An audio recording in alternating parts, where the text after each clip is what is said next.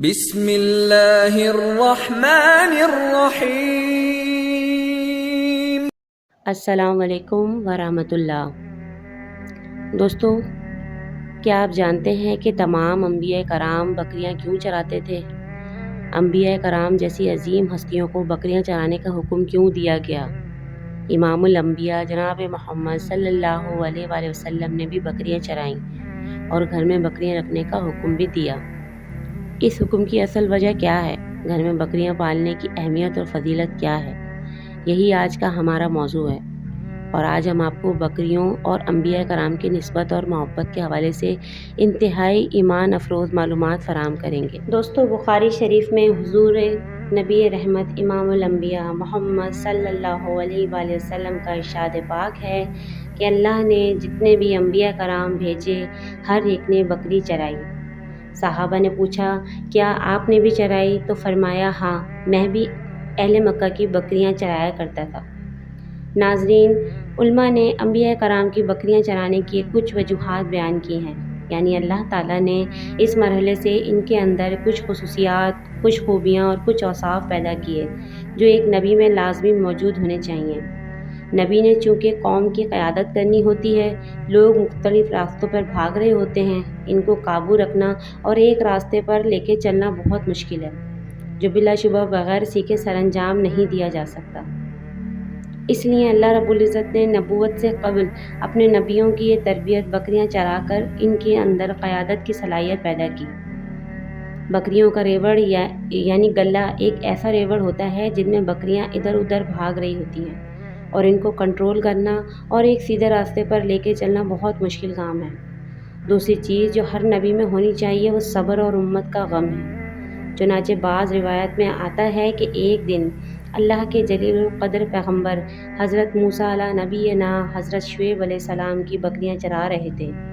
واضح ہے کہ اللہ کے پیغمبر حضرت موسیٰ علیہ السلام نے 10 سال اللہ کے دوسرے پیغمبر حضرت شعیب علیہ السلام کی بکریاں چرائی ہیں۔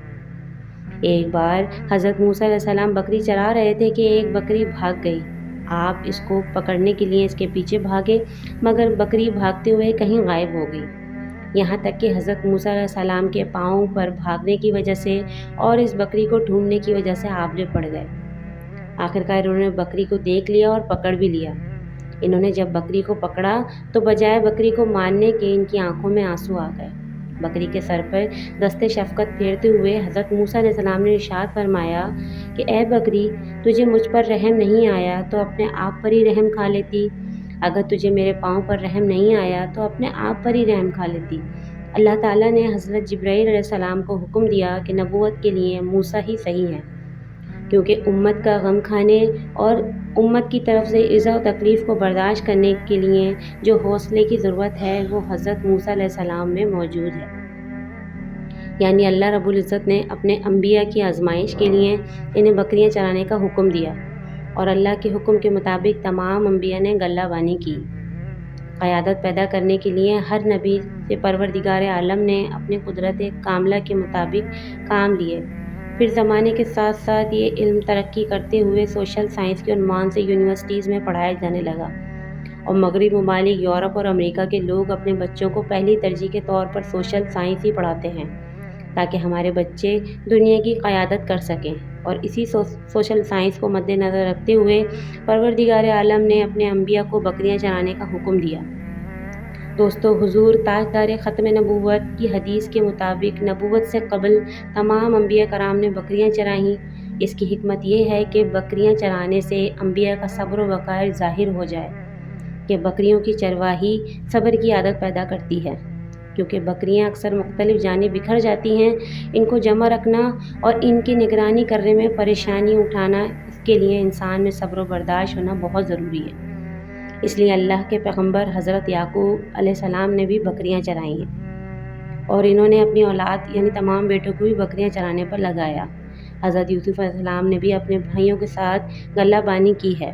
اس طرح تمام انبیاء کرام کے بعد امام الانبیاء جناب محمد صلی اللہ علیہ وسلم تشریف لائے، اور آپ نے بھی بکریاں چرائیں اور گھر میں بکری رکھنے کا حکم دیا۔ ایک حدیث میں آتا ہے کہ آپ صلی اللہ علیہ وسلم نے حضرت ام ہانی رضی اللہ عنہا سے فرمایا کہ اے ام ہانی، گھر میں بکریاں اور بھیڑ رکھو، یہ باعث برکت ہیں۔ بکریاں گھر میں رکھنے کی برکت حضور نبی کریم صلی اللہ علیہ وسلم کی حدیث سے ثابت ہے۔ اس کے علاوہ بھی بکری انتہائی خوبصورت اور انتہائی نفع بخش جانور ہے۔ اللہ کے رسول صلی اللہ علیہ وسلم نے بکریوں سے محبت کی۔ اس کے علاوہ قرآن مجید فرقان حمید اللہ نے نبی کریم صلی اللہ علیہ وسلم پہ نازل فرمایا، اور اللہ کے نبی نے قرآن و حدیث کے مطابق امت کا غم بانٹا، اور اپنی امت کا غم بانٹتے ہوئے اللہ کے نبی نے بکریوں سے محبت کی اور بکریوں سے محبت کرنے کا حکم بھی دیا۔ دوستو، ایک اور روایت میں ہے کہ رسول کریم صلی اللہ علیہ وسلم نے ارشاد فرمایا کہ گھر میں بکریاں پالو، اس سے برکت ہوتی ہے۔ ابن ماجہ میں ہے کہ بکری کا گھر میں ہونا محتاجی کے 70 دروازے بند کر دیتا ہے۔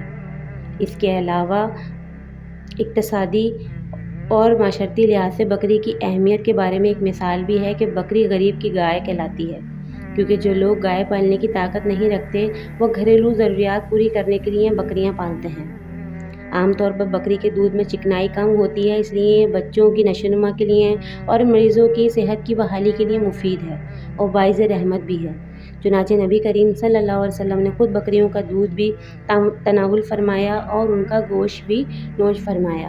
اس لیے بکری کے دودھ میں شفا بھی ہے اور اللہ تعالیٰ نے اس کے گوشت میں لذت بھی رکھی ہے۔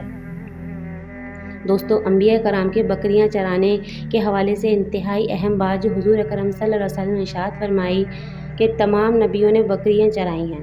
صحابہ نے پوچھا کہ آپ نے بھی؟ تو فرمایا ہاں، یعنی کہ اللہ تعالیٰ نے تمام انبیاء کو بکریاں چرانے کا حکم دیا۔